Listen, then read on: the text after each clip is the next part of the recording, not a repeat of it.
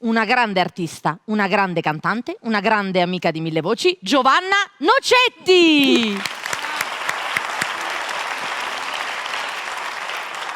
Giovanna, ben trovata.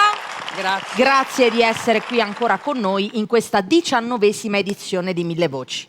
Io sono felicissima perché, come tu sai, faccio un po' parte dell'arredamento. Sono sempre No. Qualche volta non ho potuto esserci, ma sono praticamente sempre stata con voi. Assolutamente sì, sei stata ospite in un mio Daphne and Friends, sei stata molto carina, Bellissimo, abbiamo duettato sì. insieme, quindi Sì. è stata una bella esperienza. Ma Giovanna, ho letto che cosa canti, ho detto no, ma forse ho sbagliato, non è quella canzone, è proprio quella.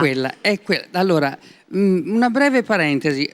Quando i nostri autori, io sto parlando di Giacomo Puccini, quando i nostri autori scrivevano, avevano l'obbligo di mettere in un'aria che il giorno dopo potessero cantare il panettiere, Quindi il che fosse fornaio, orecchiabile. che fosse orecchiabile.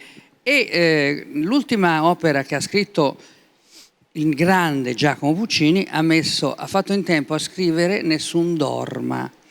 Allora, molto spesso si pensa che le arie d'opera siano solo per i cantanti di musica lirica. Non è vero, perché anche la voce naturale ha il suo fascino. E infatti... questo ti dimostra che questa magnifica aria, famosa in tutto il mondo, può essere cantata da una voce naturale. No, può essere cantata da una voce naturale, ma deve essere una voce bella e preparata, non è che la possono cantare tutti, ma lei sì. Giovanna Nocetti con Nessun dorma. Grazie.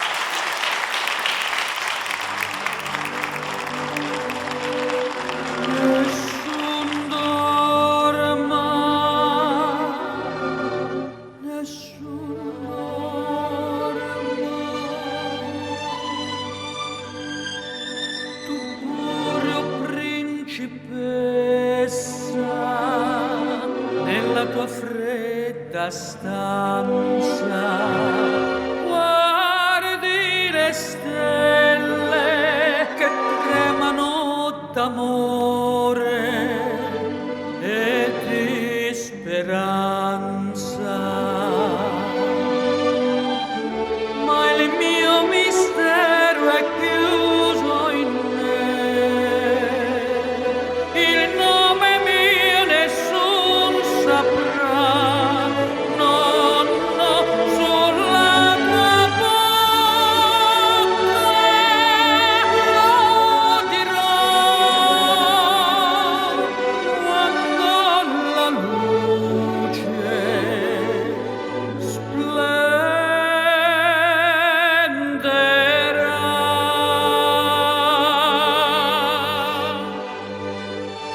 ed il mio bacio scioglierà il silenzio e ti fa mia.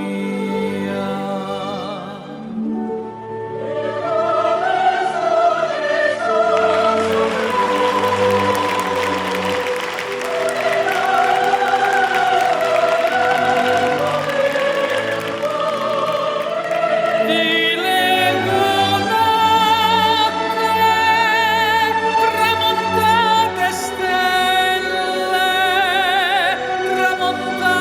stelle, all'alba